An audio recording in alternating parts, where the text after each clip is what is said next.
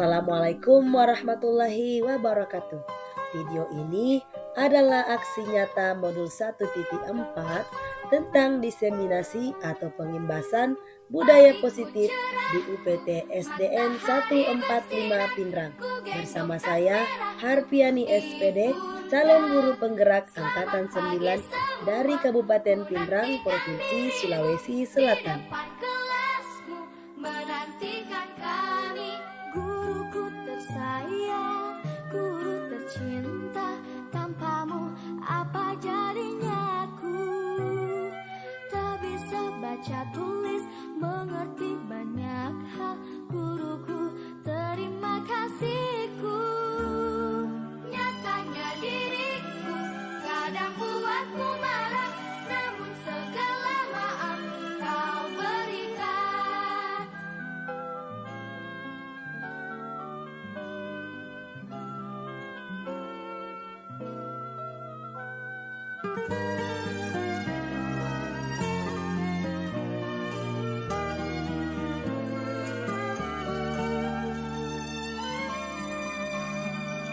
Selamat pagi semua, ku nantikan dirimu di depan kelasmu, menantikan kami. Guruku tersayang, guru tercinta, tanpamu apa jadinya aku? Tak bisa baca tulis, mengerti banyak hal, guruku terima kasihku. Nyatanya diriku kadang buatmu marah, namun segala maaf kau berikan. Guruku tersayang, guru tercinta, tanpamu apa jadinya aku? Tak bisa baca tulis, mengerti banyak hal, guruku terima kasihku. Guruku tersayang, guru tercinta, tanpamu apa jadinya aku? Tak bisa baca tulis, mengerti banyak hal, guruku terima kasihku.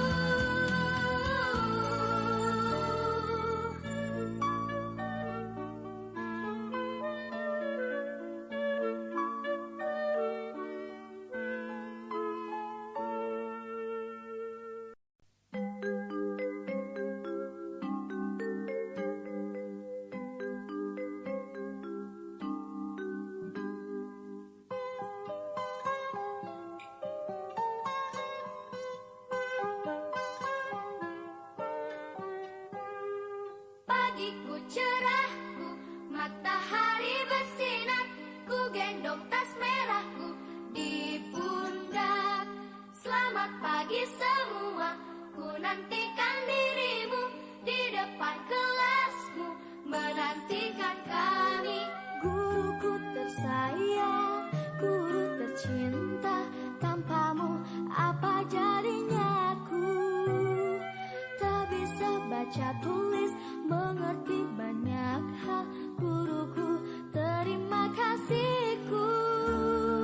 Nyatanya diriku kadang buatmu marah, namun segala maaf kau berikan.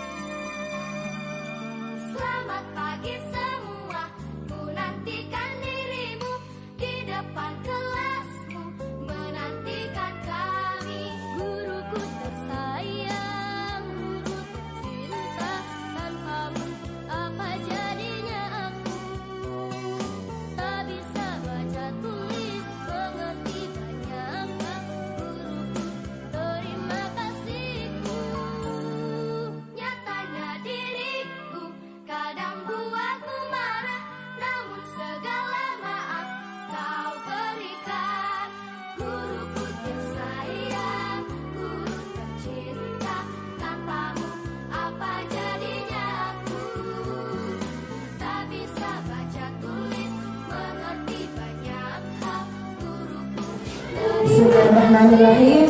Assalamualaikum warahmatullahi wabarakatuh. Alhamdulillah wa syukurillah wassalatu wassalamu ala asyrafil anbiya'i wal mursalin Sayyidina Muhammadin wa ala alihi wa sahbihi ajma'in. Amma ba'd. Bersyukur kepada Allah Subhanahu wa taala, pada hari ini kita masih diberikan kesehatan dan kesempatan untuk bersama-sama berkumpul di ruangan ini dalam rangka diseminasi atau pengibasan budaya positif di UPT SDN 145 Pingrang.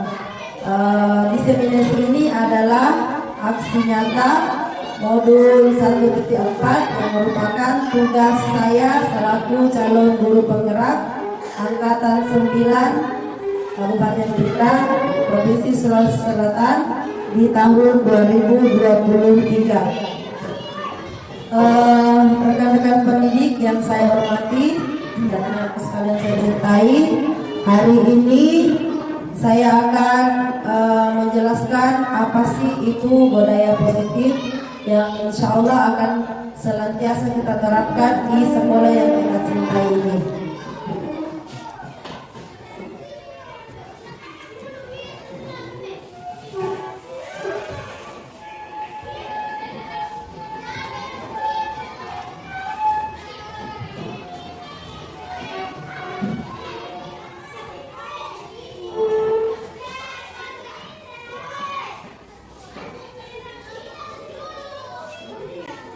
Oke, baiklah, ibu-ibu bisa melihat di depan pernyataan pengantin. Apakah hukuman dapat mendisiplinkan anak? Pendapat ibu-ibu seperti apa?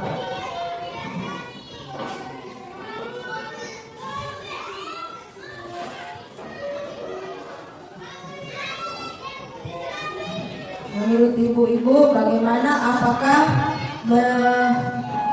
hukuman dapat mendisiplinkan anak didik kita? Setuju atau tidak setuju? Setuju.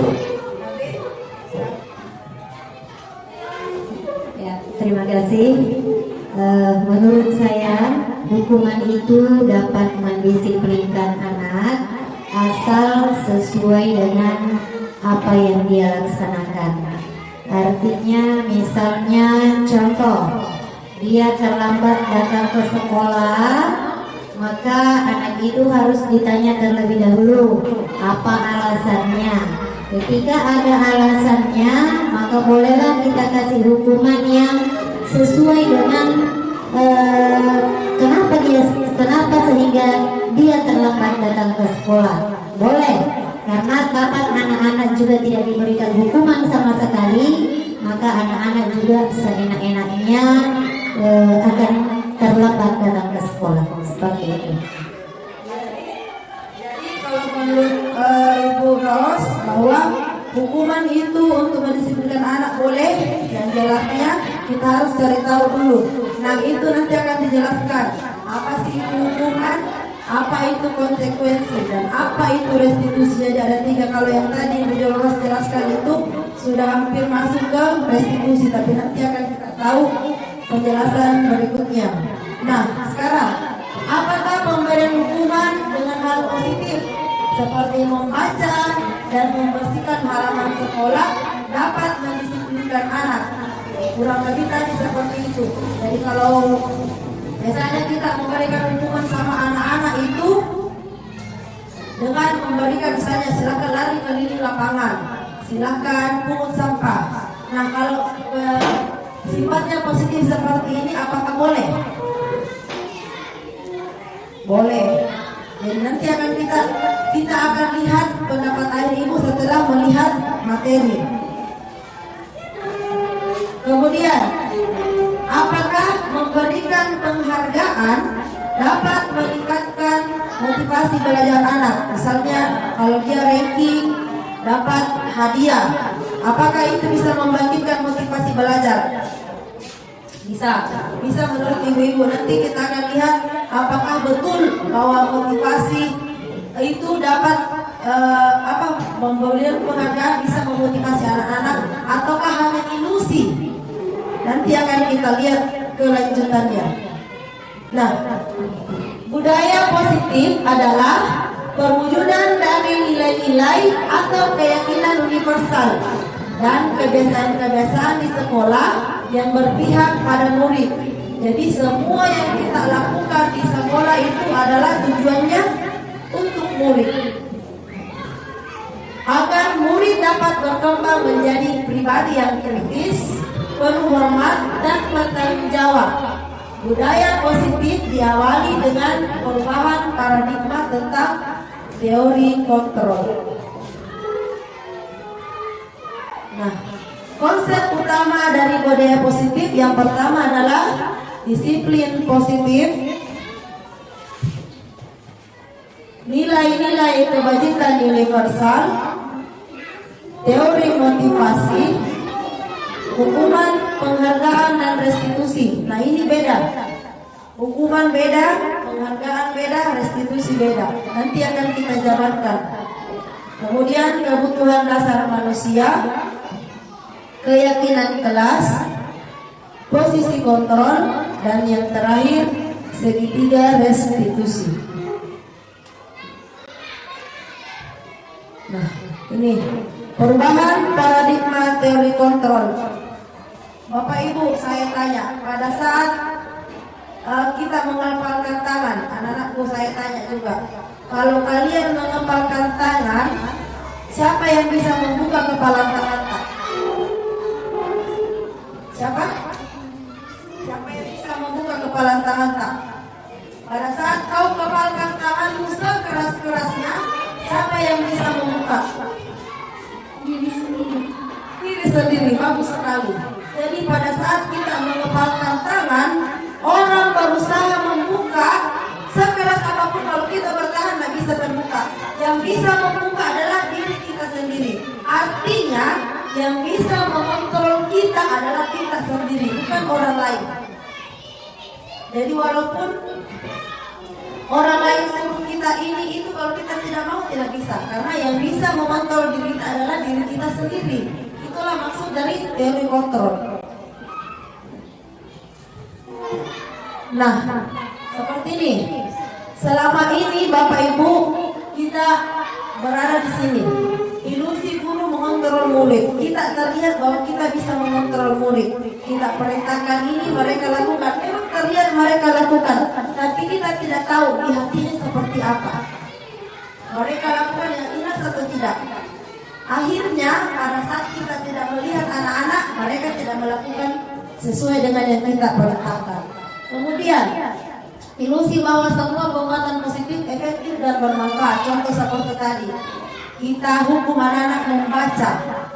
Pada saat kita awasi itu anak mungkin membaca, tetapi pada saat kita tidak lihat, dia tidak baca, dia tinggalkan tugas yang kita berikan. Kemudian apakah membaca itu bermanfaat bagi dia? Kemungkinan tidak, karena dia hanya melakukan karena terpaksa. Akhirnya seolah-olah dia patuh, padahal sebenarnya tidak. Kemudian ilusi bahwa kritik dan membuat orang lain merasa bersalah dapat menguatkan karakter, dan ilusi bahwa orang dewasa memiliki hak untuk memaksa. Maksudnya ini, selama ini Bapak Ibu kita melihat bahwa anak-anak ini patuh, padahal kita tidak tahu bahwa dalam hatinya itu sebenarnya dia memberontak, karena dia tidak mau dikontrol.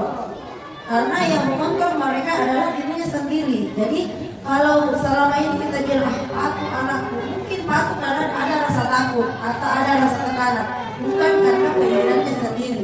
Akhirnya pada saat kita tidak melihat anak-anak tersebut, mereka mengulang kesalahan yang sama.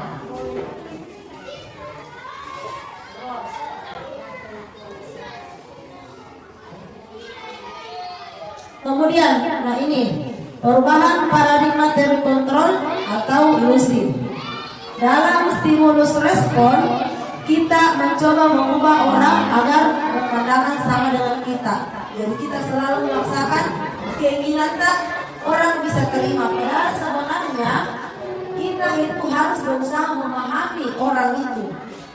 Kita tidak bisa kontrol orang, jadi kita pahami apa keinginannya. baru kita arahkan.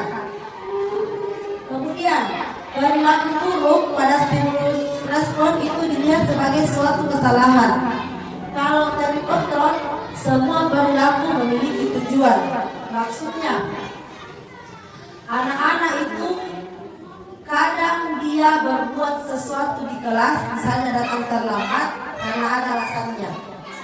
Kemungkinan dia bangun terlambat atau kemungkinan dia bantu dulu orang tuanya untuk melakukan sesuatu. Itu kita harus cari tahu dulu apa penyebabnya sebelum kita mengambil keputusan. Kemudian dalam stimulus respon, orang lain bisa mengontrol saya. Jadi seperti tadi waktu kepalan tangan. Dan ternyata yang bisa mengontrol diri kita adalah diri kita sendiri, bukan orang lain. Kemudian dalam stimulus respon, pemaksaan ada pada saat rujukan gagal. Kalau teori kontrol, itu sebaiknya kita melakukan kolaborasi dan konsensus untuk menciptakan pilihan-pilihan baru. Kemudian kalau stimulus respon, model berpikir menang kalah. Kalau teori kontrol, berpikir menang-menang. Maksudnya menang kalah di sini. Misalnya ada anak-anak yang berkelahi, satunya dibela dan satu tidak. Yang ini pasti merasa menang. Makanya kita cari solusi bagaimana caranya supaya mereka menyadari dan merasa, oh saya salah, oh ini juga salah. Jadi harus mencari jalan yang benar. Jadi mereka merasa, oh saya merasa menang karena sudah menemukan jalan yang baik. Pun yang satu juga. Jadi kita tidak bisa menyampaikan kepada oh salah, kamu benar. Tidak, kita tidak bisa sampaikan anak seperti itu. Kita carikan dia jalan keluar bagaimana supaya dia menyadari kesalahan yang dia lakukan.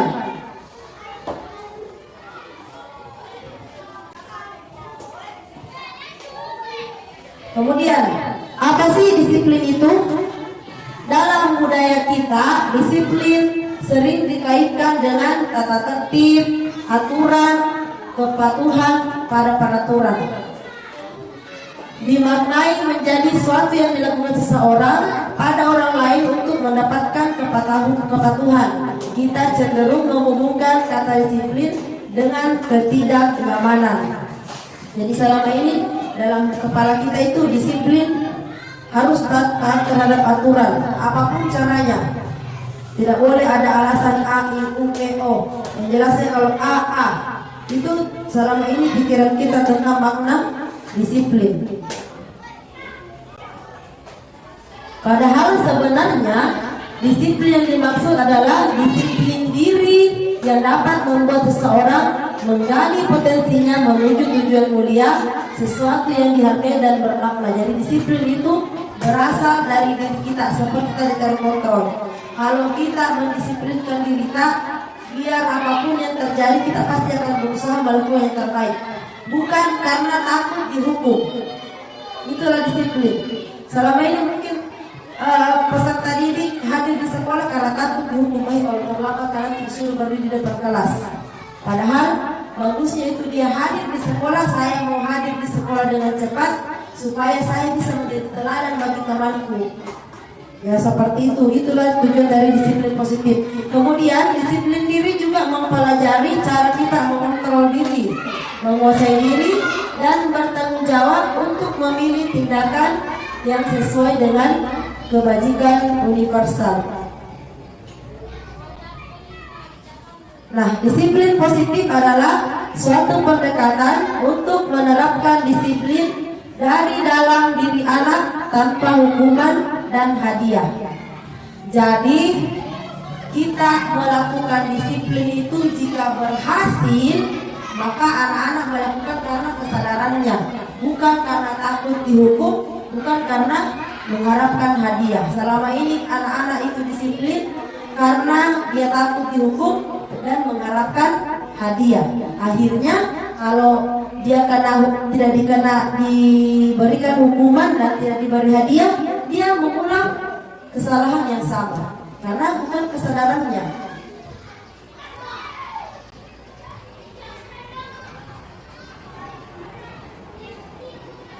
Disiplin positif itu bertujuan menanamkan motivasi yang ketiga, maksudnya motivasi dari dalam diri.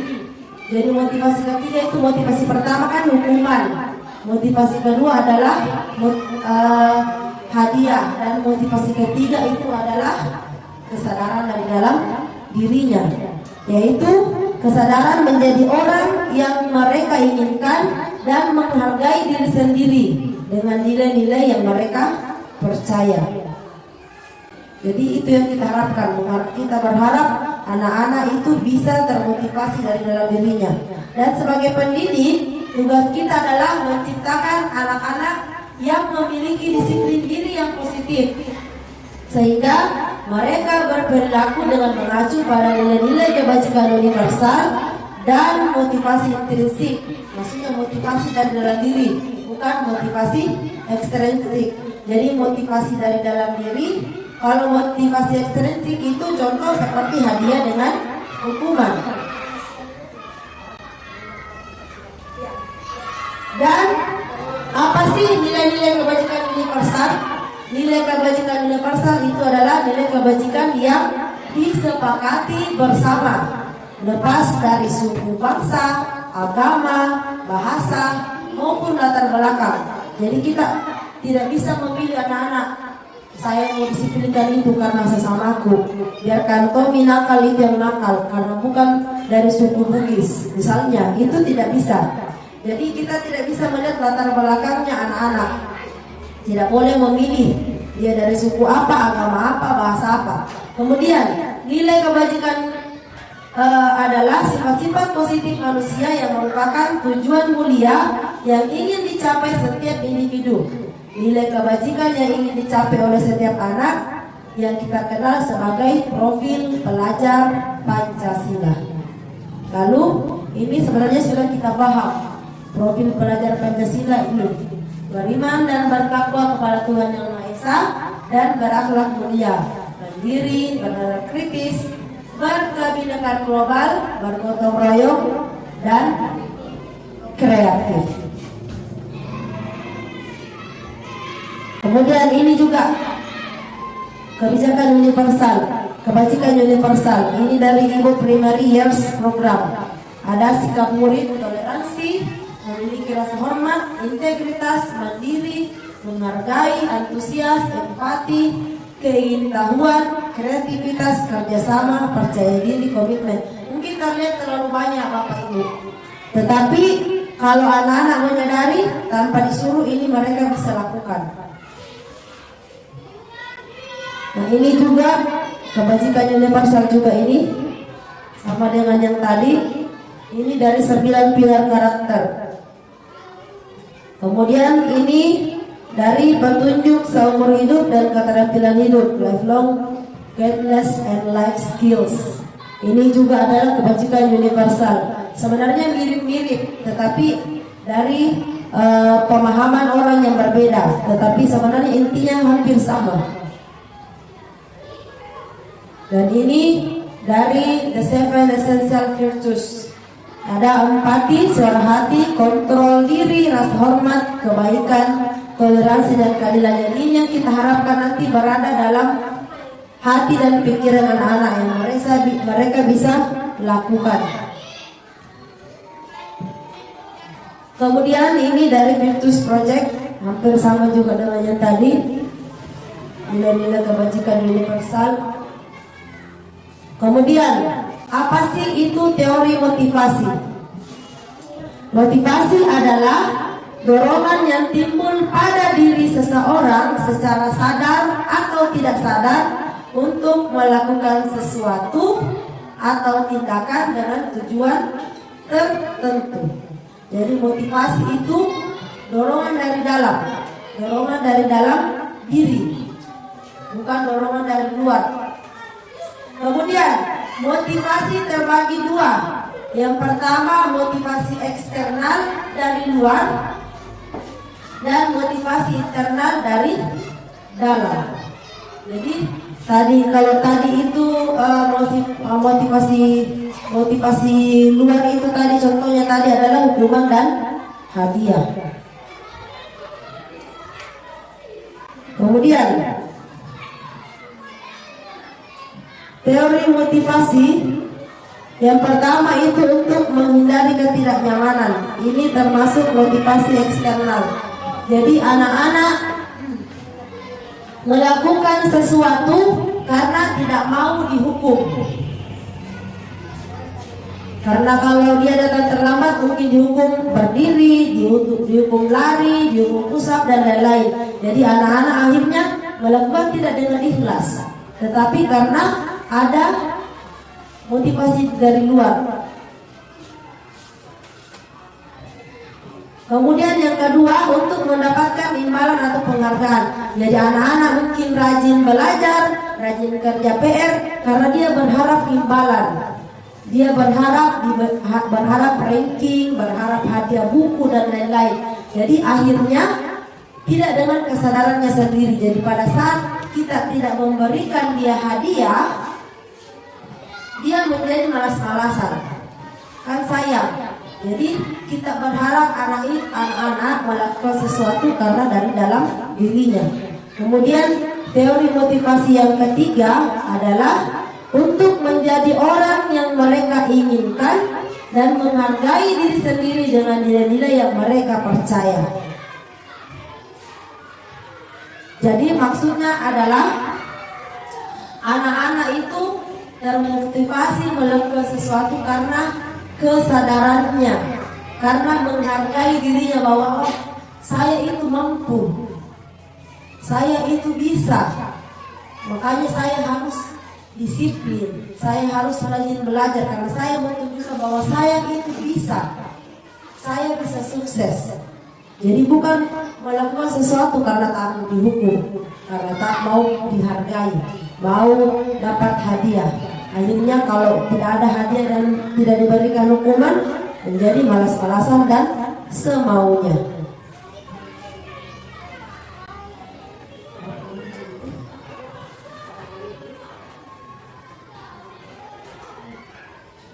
Nah, hukuman ini, hukuman itu bersifat tidak terencana atau tiba-tiba. Apa maksudnya? Contoh, anak-anak datang terlambat. Sini dulu. Terlambat kita pungut sampah. Itu kan tidak terencana. Pergi ambil air, karena tidak terencana, karena tidak ada kesepakatan di awal. Tiba-tiba saja anak-anak tidak kerja KPR, tidak sapu kelas dan istirahat. Itu kan namanya tidak terencana atau tiba-tiba. Kemudian murid tidak tahu apa yang terjadi dan tidak dilibatkan. Maksudnya pada saat kita tentukan hukuman, kita tidak sampaikan ke anak-anak apa yang mau kita pilih hukuman tak. Kita langsung saja berikan hukuman anak-anak. Karena kau dapat terlambat, nanti pungut sampah di depan kelas. Karena kau tidak kerja PR, silakan pulang sekolah kau yang menyapu kelas. Itu anak-anak tidak dilibatkan, kita yang menentukan. Kemudian hukuman itu bersifat satu arah. Guru menghukum dan murid hanya menerima apa yang diberikan. Murid tidak boleh protes. Nah, itulah namanya hukuman. Kemudian hukuman itu murid tidak tahu apa yang terjadi dan tidak dilibatkan. Kemudian hukuman biasanya bersifat fisik atau psikis.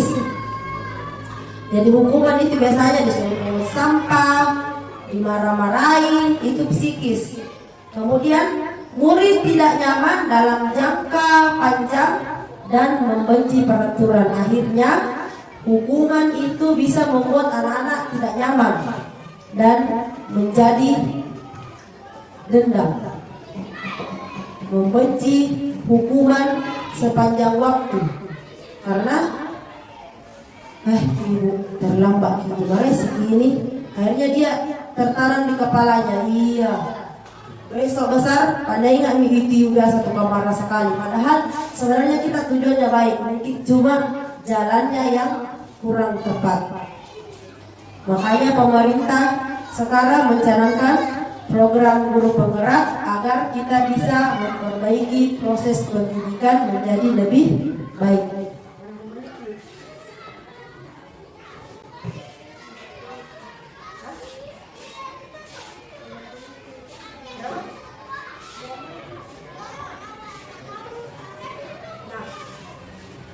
Contoh hukuman: mencatat 100 kali di dalam buku kalimatnya, saya tidak akan terlambat lagi karena terlambat ke sekolah.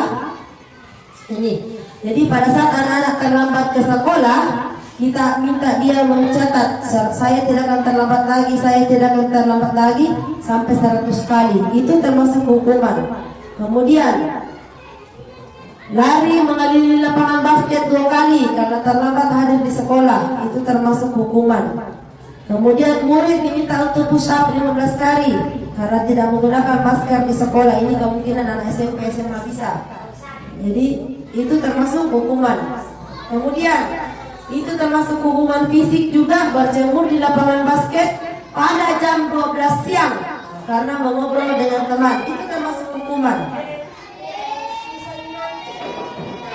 Makanya itu, betul, makanya itu kita dilarang memberikan hukuman fisik dan psikis yang bisa membahayakan anak-anak. Bahkan hukuman sebenarnya itu tidak bisa diganti dengan segitiga restitusi, nanti akan kita jelaskan.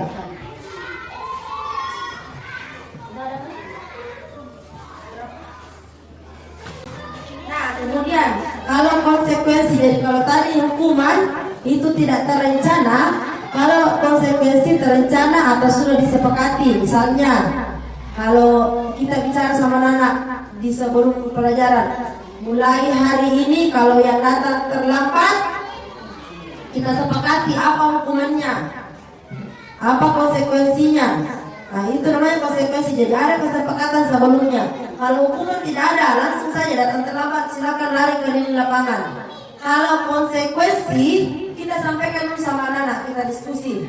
Kalau kau datang terlambat, apa yang akan kau lakukan sebagai konsekuensinya.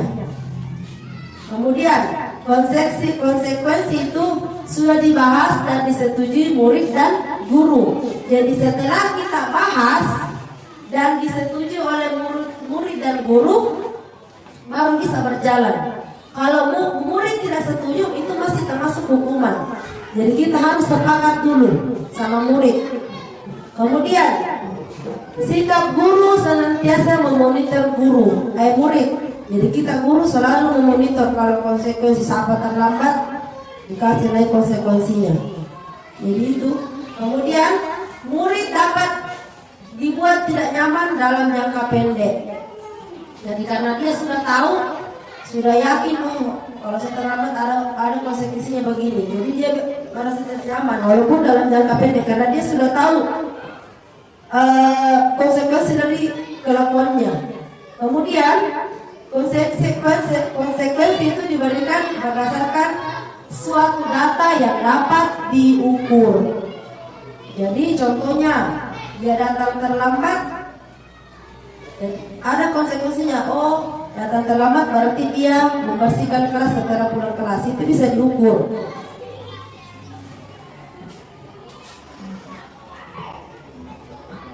Kemudian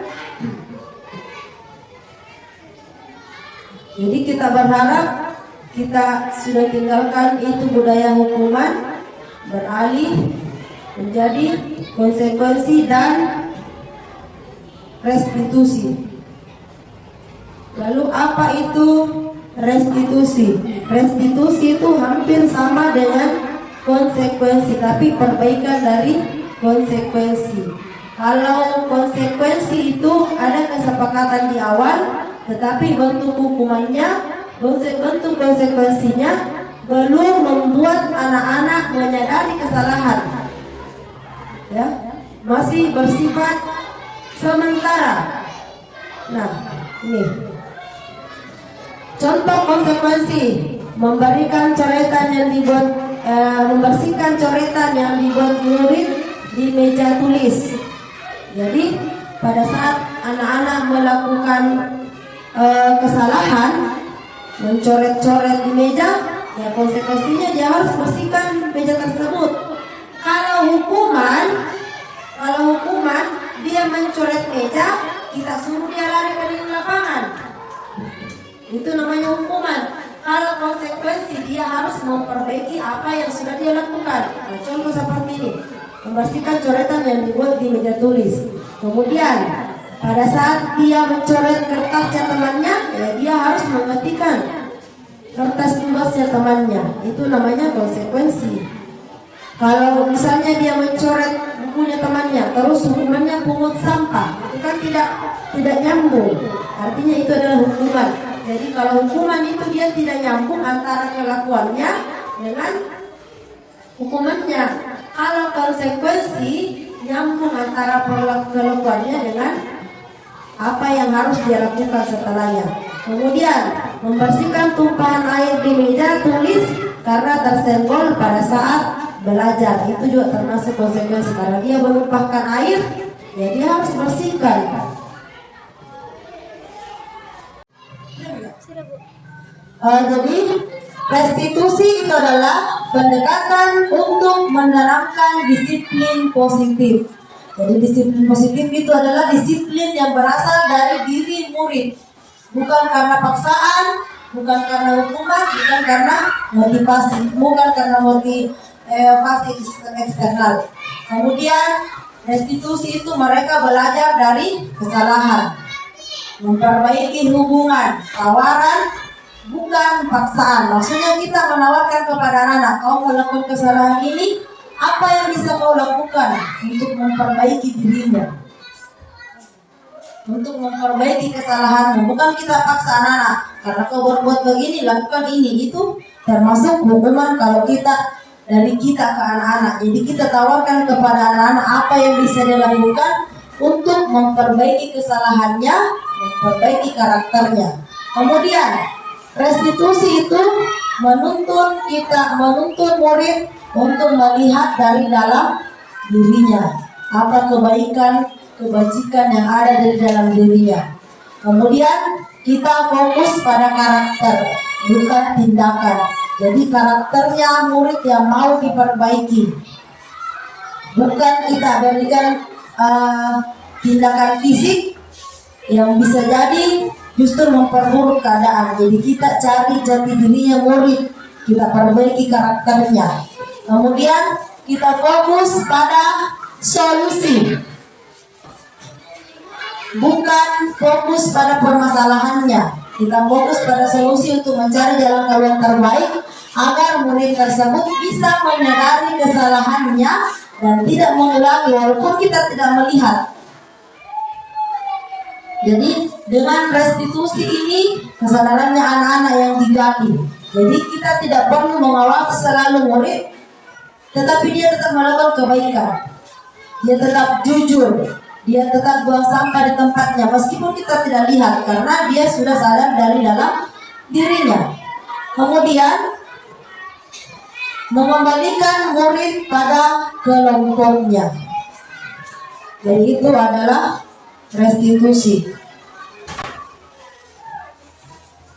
Kemudian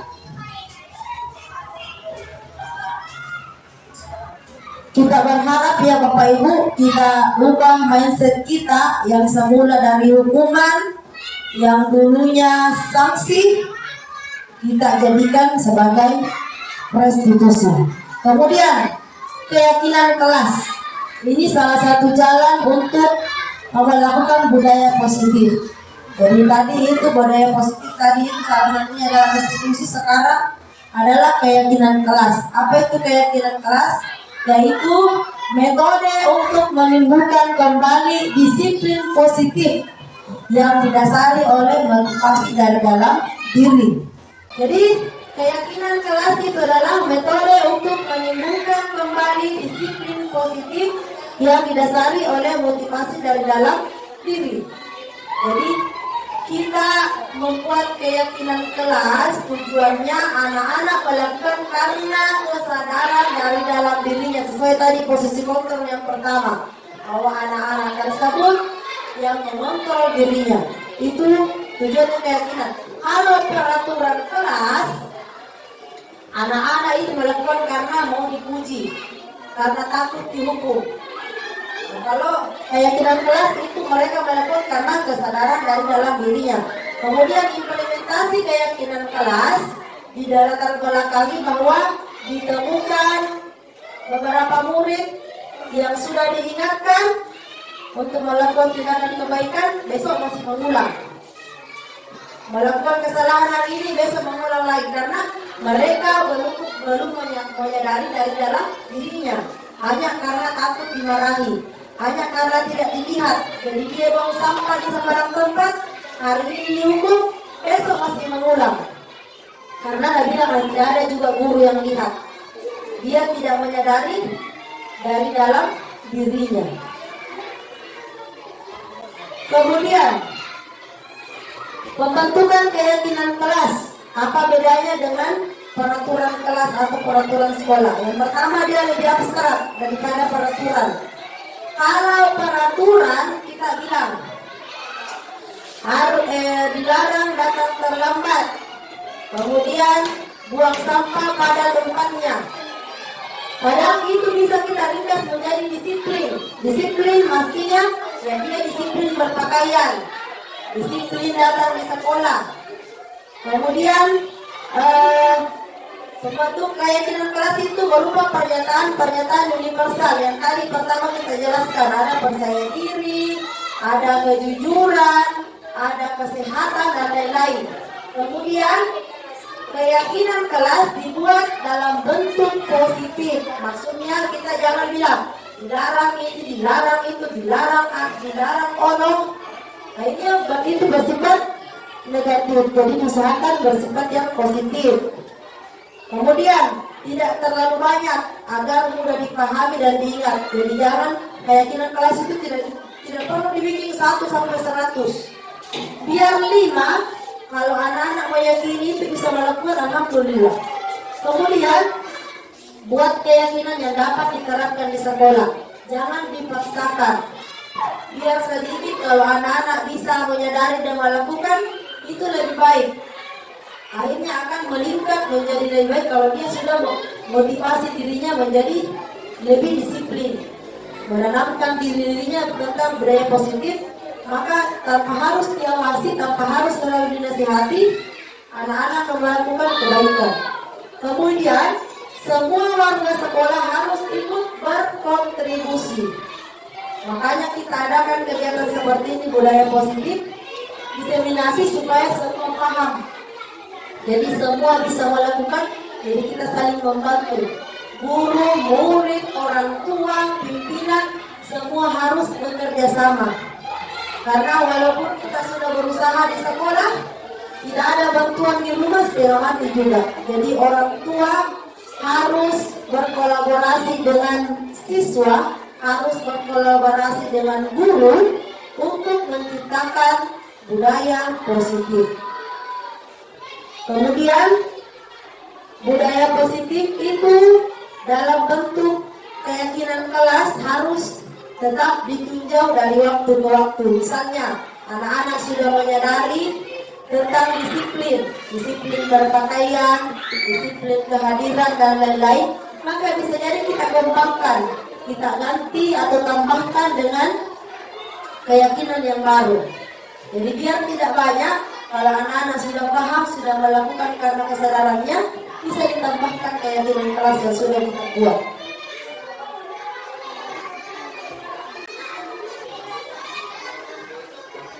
Kemudian,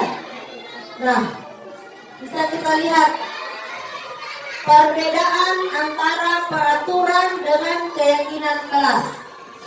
Kalau peraturan contohnya selalu kembalikan buku ke tempatnya, dilarang mengganggu orang lain, bergantian atau menunggu giliran.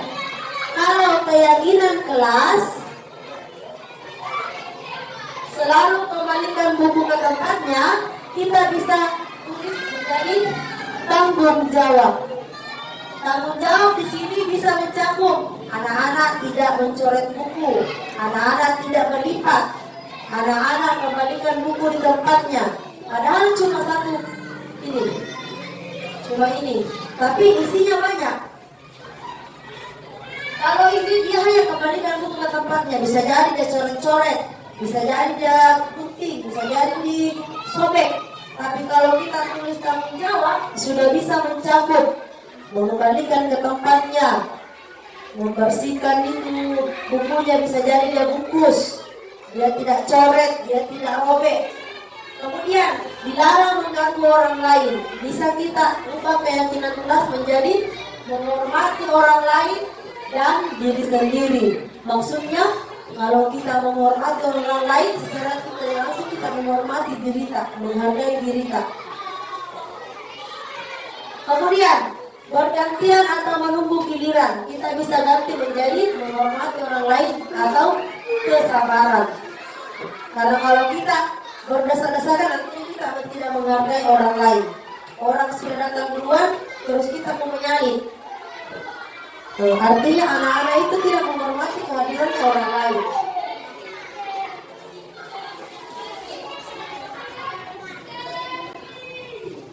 Kemudian, nah ini contoh keyakinan kelas untuk kelas 1, 2, 3. Kalau ini untuk kelas 4, 5, 6. Kelas 1, 2, 3. Setiap anggota kelas perlu belajar ke 1, 2, 3 kan masih bahasa yang sederhana. Kemudian setiap anggota kelas perlu saling menghargai. Setiap anggota kelas perlu merasa aman dan lain-lain. Kalau keyakinan kelas 4, 5, 6 karena dia sudah bisa menalar, bisa berpikir, keyakinannya cukup sederhana. Selalu bersikap positif. Ya apapun yang dilakukan bersikap positif. Contoh harus jujur, harus bertanggung jawab dan lain-lain. Senantiasa menjadi diri terbaik. Ya, dia harus selalu berusaha sesuai kemampuannya, semaksimal yang dia bisa. Berkomitmen terhadap tugas. Nah, artinya kalau dia dikasih tugas, dia kerjakan dengan baik. Ada PR-nya dikerja, ada latihannya dikerja. Senantiasa membantu, baik gurunya, baik temannya. Percaya dan menghormati orang lain serta barang miliknya. Maksudnya kita meminjam barangnya orang, jadi kembalikan, jangan dihilangkan. Dihilangkan berarti kita harus konsekuensinya mengganti. Jangan dihilangkan barangnya orang, baru dilapor saja hilang Ices. Orang pasti sakit hati, wah bagaimana nih? Mereka tahu, itu artinya dia tidak menyadari dari dalam diri. Kalau dia sadar ya tentu ya minta maaf. Saya hilangkan barang tak, bagaimana nih? Ya, kalau temannya bilang tidak apa-apa ya sudah. Tapi kalau bilang bagaimana nih mau pakai juga, berarti nanti saya gantikan. Dan itu dia bertanggung jawab. Nah, kemudian lanjut, budaya positif selanjutnya adalah kebutuhan dasar manusia. Semua yang kita lakukan adalah usaha terbaik kita untuk mendapatkan apa yang kita inginkan. Ketika seorang murid melakukan perbuatan yang bertentangan dengan nilai-nilai kebajikan atau melanggar peraturan, hal itu sebenarnya dikarenakan mereka gagal memenuhi kebutuhan dasar mereka. Jadi murid-murid yang melakukan kesalahan, kenakalan di sekolah, dia melakukan tersebut pasti ada alasannya. Pasti ada alasannya. Kebutuhannya ada yang dia mau cukupi. Nah inilah 5 kebutuhan dasar manusia. Yang pertama, kebutuhan bertahan hidup. Contoh, ada orang mencuri ubi, mencuri kayu, mencuri makanan misalnya. Ditanya, kenapa mencuri? Lapar, saya tidak makan dari kemarin. Itu kemungkinan dia melakukan karena dia mau bertahan hidup. Kemudian ada kebutuhan kasih sayang dan rasa ingin diterima. Rata-rata saya lihat pengalaman pribadi ini, rata-rata anak-anak yang biasanya melakukan kenakalan di sekolah, rata-rata yang kurang kasih sayang, atau dia ingin diterima.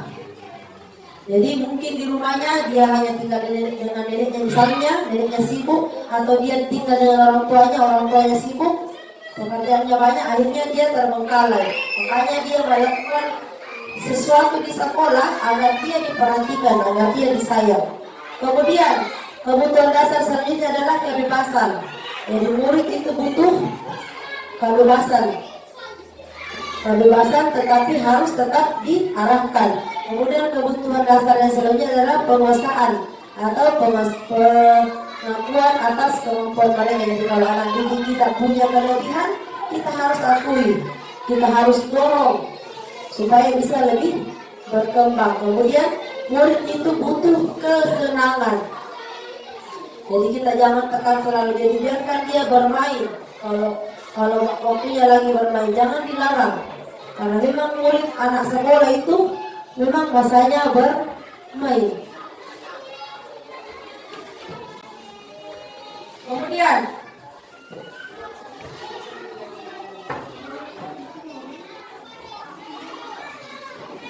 kebutuhan bertahan hidup. Kebutuhan yang bersifat fisiologis untuk bertahan hidup, misalnya kebutuhan untuk kesehatan, kebutuhan rumah, kebutuhan makan. Kemudian kebutuhan biologis itu adalah kebutuhan untuk memenuhi proses reproduksi, termasuk itu adalah kebutuhan bertahan hidup. Kemudian yang kebutuhan kasih sayang, kebutuhan untuk disayangi dan diterima, meliputi kebutuhan akan hubungan dengan koleksi sosial, kebutuhan untuk bermain, kebutuhan untuk berteman, kemudian kebutuhan untuk memberi dan menerima kasih sayang, dan kebutuhan untuk merasa menjadi bagian dari kelompok tertentu. Maksudnya, kadang itu anak-anak merasa terkucilkan. Tidak ada temannya Kak Bu. Nah, makanya dia biasa butuh kasih sayang karena dia mau bergabung tetapi tidak diajak. Jadi itu anak-anakku, murid-murid jangan memilih-milih teman. Temani semua teman tak, karena bisa jadi teman tak yang merasa terkucilkan, dia melakukan semua kesalahan karena dia mau diperhatikan, mau masuk menjadi anggota kelompok tertentu. Jadi samakan semua, jangan dibeda-bedakan. Kemudian kebutuhan penguasaan. Kebutuhan ini berhubungan dengan kekuatan untuk mencapai sesuatu, menjadi kompeten, menjadi terampil, dan diakui prestasinya. Kemudian kebutuhan ini meliputi keinginan untuk dianggap berharga, bisa membuat perbedaan, bisa membuat pencapaian, kompeten, diakui, dan dihormati. Kemudian kebutuhan kebebasan, kebutuhan akan mandiri, otonomi, memiliki pilihan dan mampu mengendalikan arah hidup seseorang. Jadi anak-anak dengan kebutuhan kebebasan yang tinggi menginginkan pilihan. Mereka perlu banyak bergerak, suka mencoba, tidak terpengaruh oleh orang lain, dan senang mencoba hal-hal baru. Jadi kita berikan kesempatan kepada murid untuk mencoba hal baru, supaya mereka merasa bebas, tidak ditekan.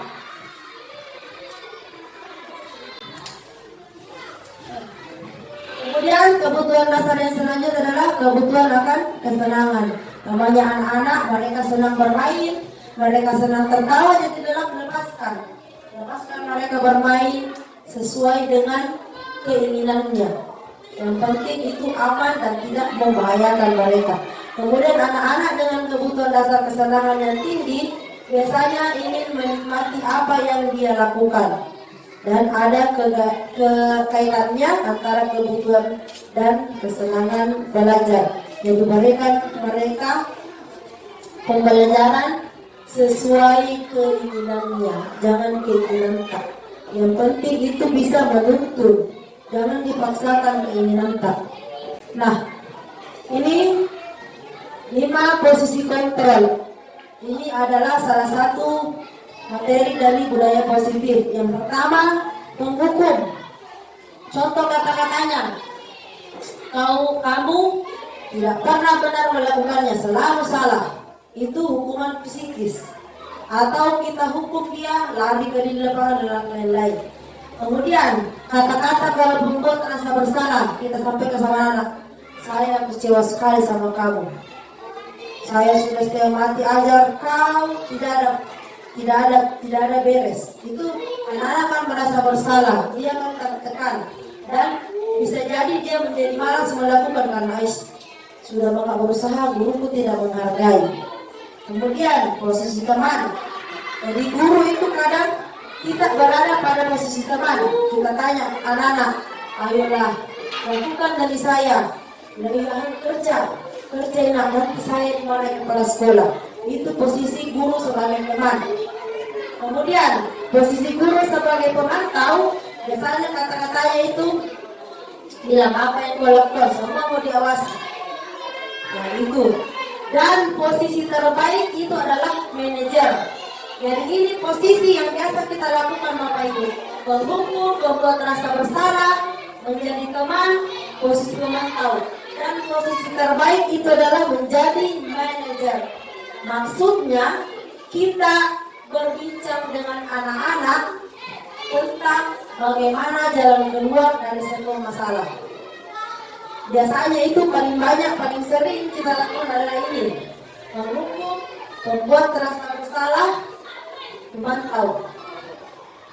Kita sedikit dihukum lagi anak-anak kalau dia salah, atau kita sampaikan ke dia, atau kita sampaikan kita cemooh dia, kita sampaikan saya kecewa sama kau, berulang terus kelakuanmu, padahal itu sebenarnya tidak kurang tepat. Yang tepat kita lakukan adalah menjadi manajer. Kita cari jalan terbaik bersama murid tersebut, sehingga akhirnya mereka tidak akan mengulangi kesalahan yang sama, meskipun dia tidak dihukum, meskipun dia tidak diawasi, karena sudah sadar dari dalam dirinya. Nah, ini sebenarnya yang paling perlu kita ketahui dan kita lakukan di sekolah, yaitu segitiga restitusi, yaitu proses menciptakan kondisi bagi peserta didik untuk memperbaiki kesalahan mereka, sehingga mereka bisa kembali pada kelompok mereka dengan karakter yang lebih kuat. Nah, ini kegiatan dari segitiga restitusi. Yang pertama, menstabilkan identitas, kemudian validasi tindakan yang salah, dan yang ketiga, menanyakan keyakinan. Apa itu? Menstabilkan identitas. Saat anak merasa bersalah dengan kesalahannya, guru membantu murid untuk kembali ke suasana hati belajar. Kemudian mereka bisa belajar dari kesalahannya dan mencari penyelesaian masalah bersama. Contoh, kita sampaikan sama anak-anak, berbuat salah itu tidak apa-apa. Saya juga pernah melakukan kesalahan. Tidak ada manusia yang sempurna. Kita bisa menyelesaikan ini. Jadi kita stabilkan dulu perasaannya anak-anak yang mungkin marah, yang mungkin kecewa, yang mungkin sedih. Kita stabilkan dulu perasaannya. Kita tenangkan dulu dia dengan kata-kata positif. Jangan dulu langsung dinasihati, jangan dulu langsung dimarahi. Tetapi kita support dulu dia pada kesalahannya itu. Bukan kita support bahwa kesalahanmu itu benar. Kita support dulu dengan kata-kata seperti ini, supaya dia menyadari, supaya dia tenang dulu. Nanti tenang perasaannya, baru kita tanyakan validasi kesalahannya. Nah, guru harus memahami setiap tindakan yang murid lakukan dengan tujuan untuk memenuhi kebutuhan dasar. Bahwa murid melakukan kesalahan itu dia tadi mau memenuhi kebutuhan dasarnya yang ada 5 tadi. Kebutuhan bertahan hidup, kasih sayang, dan 3 kebutuhan lain. Nah, di sini kita bisa menanyakan kepada murid. Kalau kita sudah tadi tenangkan dia, kita bisa tanya, padahal kamu bisa jadi melakukan yang lebih buruk dari ini. Atau kita bisa tanya, kamu pasti punya alasan mengapa kamu melakukan itu. Bisa juga kita tanya, kamu bangga pada dirimu karena kamu telah melindungi apa yang penting bagimu. Contoh, kalau anak-anak berkelahi, biasanya kita langsung marahi. Seharusnya kita tenangkan dulu, karena pada saat anak-anak sudah berkelahi itu biasanya masih emosinya masih memuncak. Kita tenangkan dulu. Kita tanya-tanya dulu hal yang lain sampai dia tenang. Kemudian baru kita tanya, kamu melakukan itu, kamu berkelahi, kamu memukul dia, pasti ada alasan tak? Mungkin dia sudah jawab, nah cobi-cobi ibu. Kalau kita langsung tanya dia pada saat dia masih marah, jawabannya pasti itu saja, dia bilang, dia duluan. Karena dia belum tenang, jadi kita tenangkan dulu. Setelah dia tenang, baru kita tanya baik-baik, kenapa kita lakukan itu, apa alasan tak? Mungkin dia akan jawab, nah cobi-cobi kak bu, nah pukul kak duluan begini. Akhirnya kita sudah tahu, oh ini inti permasalahannya. Setelah itu, setelah kita validasi tindakan yang salah, baru kita menanyakan keyakinan, memberikan pertanyaan kepada murid untuk memunculkan motivasi secara internal. Apa contoh pernyataannya? Apa yang kita percaya nak di kelas atau di keluarga tak?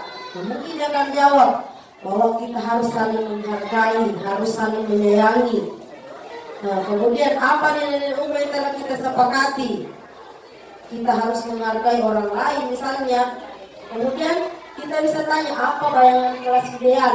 Yang suka berkelahi ya pasti bilangin, moga kalau kelasku aman bu, tidak dicobi-cobi lagi dan lain-lain.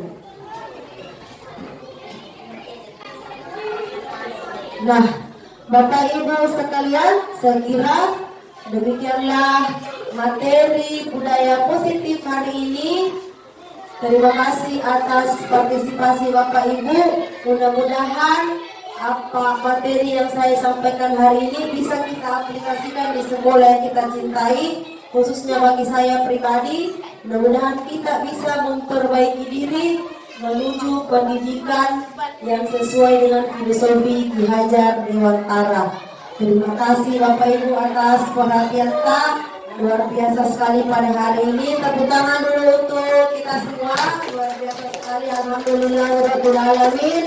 Saya akhiri dengan ucapan Assalamualaikum warahmatullahi wabarakatuh.